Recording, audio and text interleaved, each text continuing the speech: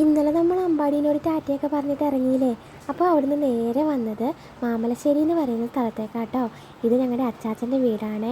ഇവിടെ ആൻറ്റിയും ചാച്ചനും ചേട്ടായിയും ചേട്ടയുടെ വൈഫുമാണുള്ളത്. പിന്നെ ഈ ഒരു മോനും കൂടെ ഉണ്ട് കേട്ടോ. ഇത് ഞങ്ങളുടെ വേറൊരു ചേച്ചിയുടെ മോനാണ്. അവൻ സ്കൂളടച്ച അവധിക്ക് വേണ്ടി വന്നതാട്ടോ ഇവിടെ വന്ന് നല്ല രസമാട്ടോ. ഞങ്ങൾ നേരത്തെ കുഞ്ഞായിരുന്നപ്പം ഇവിടെ വന്ന് നിൽക്കുമായിരുന്നു കേട്ടോ. സ്കൂളൊക്കെ പൂട്ടി കഴിയുമ്പം ഞാനും അനിയത്തിയുവേ. അങ്ങനെ കുറേ നേരം എൻ്റെ ഫോണൊക്കെ ഓഫായി പോയി ചാർജിനൊക്കെ വെച്ചിട്ട് ഞങ്ങൾ ഇറങ്ങിയിട്ടുണ്ട്. നേരെ പോകുന്നത് പാവൽത്തോട്ടത്തിലോട്ടാട്ടോ. ഇവിടെ ചാച്ചന് പാവയ്ക്ക കൃഷിയുണ്ട്. എന്നാൽ പിന്നെ വന്നതല്ലേ കുറച്ച് പാവയ്ക്കൊക്കെ ആയിട്ട് പോയേക്കാന്ന് വെച്ചു കേട്ടോ. അപ്പോൾ ചാച്ചനും അച്ചായിയും ചേട്ടായിയും നമ്മുടെ കൂടെ വന്ന ചേട്ടനും മുന്നേ പോയിട്ടുണ്ട്.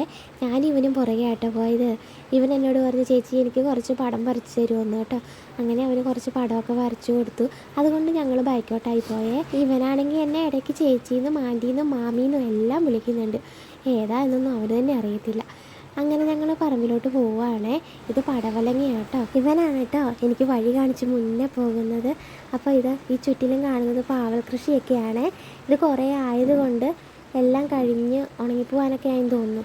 അങ്ങനെ ഞങ്ങൾ ചാച്ചൻ്റെ പാവൽത്തോട്ടത്തിൽ എത്തിയിട്ടുണ്ട് കേട്ടോ. നല്ല രസമില്ലേ പന്തലൊക്കെ ഇട്ടിട്ട് കാണാൻ.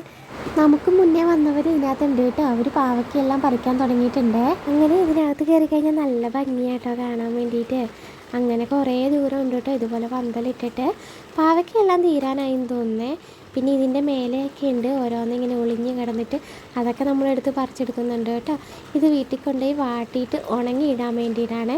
നമ്മൾ പാവയ്ക്ക കൊണ്ടാട്ടം ആക്കില്ലേ, അതുപോലെ ആക്കാൻ വേണ്ടിയിട്ടാട്ടോ. അങ്ങനെ ഞാൻ ഓരോന്നൊക്കെ പറിച്ചെടുക്കുന്നുണ്ട്. എൻ്റെ കൂടെ തന്നെ അവനും നടപ്പുണ്ട് കേട്ടോ. അവനൊരു കൂളിംഗ് ഗ്ലാസ്സൊക്കെ ഉണ്ട്.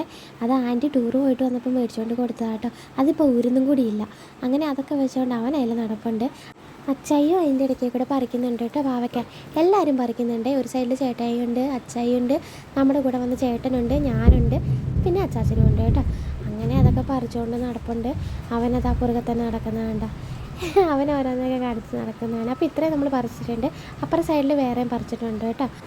അങ്ങനെ പറിച്ചൊക്കെ കഴിഞ്ഞപ്പോൾ അച്ചായി വീണ്ടും ഒരു സൈഡിൽ നിന്ന് വീണ്ടും പറിച്ചുകൊണ്ട് വരുന്നുണ്ട്. കൂടെ തന്നെ ചേട്ടായി ഉണ്ട് കേട്ടോ. ചേട്ടായിക്ക് തല ഉയർത്തി നിൽക്കാൻ പറ്റുന്നില്ലേ, കാരണം പന്തലിൻ്റെ ഹൈറ്റ് കുറവായതുകൊണ്ട് തല പൊക്കുമ്പം മേലെ കൊണ്ടിരിക്കുന്നു. അതുകൊണ്ട് തല ഉയർത്താൻ പറ്റുന്നില്ല. കൂടെ തന്നെ അവനും ഉണ്ട് കേട്ടോ. അവൻ എന്നോട് ചോദിക്കുന്നത്, ആ ചേച്ചി അത് പറിക്കാനായതാണോ എന്ന്. അങ്ങനെ പറിച്ചതെല്ലാം ഒരു കൊട്ടയിലാക്കിയിട്ട് ചാക്കിൻ്റെ അടുത്തോട്ട് പോകുന്നുണ്ട്. അവിടെ ചാച്ച കുറേയൊക്കെ ചാക്കിലാക്കി വെച്ചിട്ടുണ്ട് കേട്ടോ. അങ്ങനെ അതെല്ലാം ചാക്കിലാക്കുന്നുണ്ട്. പിന്നെ ആണെങ്കിൽ അവൻ പറഞ്ഞു, വാ ചേച്ചി നമുക്കൊരു സെൽഫി എടുക്കാമെന്ന്. അങ്ങനെ ഞാനും അവനും കൂടി ഒരു സെൽഫിയൊക്കെ എടുത്തു. ഞങ്ങളുടെ സെൽഫി പിടുത്തമൊക്കെ കഴിയുമ്പോഴത്തേനും ഒരു ചാക്കിലും കൊട്ടയിലൊക്കെ ആക്കിയിട്ട് നിപ്പായി. ഇനി നമുക്ക് വീട്ടിലോട്ട് പോകാം കേട്ടോ. അങ്ങനെ വീട്ടിലോട്ട് പോവുകയാണേ. വന്ന വഴിക്കല്ല കേട്ടോ നമ്മൾ വീട്ടിൽ പോകുന്നേ. അത് റോഡിലൂടെയാണ് പോകുന്നത്. അപ്പോൾ പോകുന്ന വഴിക്ക് ഓരോ സൈഡിലും കപ്പ, പടവലം, വാഴ അങ്ങനെയുള്ളതൊക്കെ നട്ടിട്ടുണ്ട് കേട്ടോ. പയറും ഉണ്ട്. അതൊക്കെ വേറെ ആൾക്കാർ നട്ടതാണ് കേട്ടോ. അങ്ങനെ നമ്മൾ റോഡിലെത്തി. അതിനിടയ്ക്ക് അവൻ എന്തൊക്കെയോ കാണിക്കുന്നുണ്ട്. എൻ്റെ കൂടെ തന്നെയായിരുന്നു കേട്ടോ പാവം. പടം വരച്ചു കൊടുക്കാനും അതും ഇതൊക്കെ ചെയ്ത് കൊടുക്കാനും. അങ്ങനെ നമ്മൾ വണ്ടീൻ്റെ അടുത്ത് എത്തി. പാവയ്ക്ക അവിടെ വെച്ചു. പിന്നെ വീട്ടിൽ പോയി ചോറൊക്കെ ഉണ്ടിട്ട് തിരിച്ച് വന്നു കേട്ടോ. ഇനിയും വൈകിയാൽ ശരിയാവില്ല, കാരണം നല്ല മഴ മൂടലുണ്ട്. അതുകൊണ്ട് നമ്മൾ നേരെ അവരോടും ബൈ പറഞ്ഞിട്ട് ഇറങ്ങിയിട്ടുണ്ട്. ഇനി നമുക്ക് ഒരാളുടെ വീട്ടിലൂടെ പോകാനുണ്ട്, ഒരു ചാച്ചൻ്റെ വീട്ടിലും കൂടെ. അങ്ങനെ നമ്മൾ അവിടെ എത്തിയിട്ടുണ്ട് കേട്ടോ. അവിടെ എത്തിയപ്പോൾ നമുക്ക് വീഡിയോ എടുക്കാനായില്ല, കാരണം നല്ല ഇടിമിന്നലൊക്കെ വന്നു. അതൊക്കെ കുറഞ്ഞപ്പോൾ ഞാനൊരു ചെറിയ വീഡിയോ എടുത്തതാണ് കേട്ടോ. ഇതാ വീട്ടിലെ പട്ടിക്കുട്ടനാണേ, നല്ല ഭംഗിയില്ലേ. കുറേ നേരം വെല്ലുമ്മച്ചി ഞാനൊക്കെ അവനെ കളിപ്പിച്ചേ. ഞാനോർത്ത് കണ്ടപ്പോൾ കടിക്കുമായിരിക്കുന്നു. അങ്ങനെ നമ്മൾ അവിടുന്ന് ഇറങ്ങിയിട്ടുണ്ട്. അതാ പറഞ്ഞില്ലേ മഴ പെയ്യുമെന്ന്. അങ്ങനെ മഴയൊക്കെ പെയ്തു കേട്ടോ. കുറേ നേരം വഴിക്കായിപ്പോയി. പിന്നെ തൊടുപുഴ എത്തിയപ്പോൾ ഞാനും വെല്ലുമ്മച്ചി അമ്മയും കൂടെ ബസ്സിന് കയറിയിട്ടോ, രാവിലെ പോയ പോലെ തന്നെ. അങ്ങനെ ഞങ്ങൾ ബസ്സിൽ കയറി. ചേട്ടായിയും അച്ചായും കൂടെ സ്കൂട്ടിക്ക് പോന്നു. പിന്നെ പകുതിയുടെ എത്തുമ്പോൾ അവരുണ്ടാവും കേട്ടോ.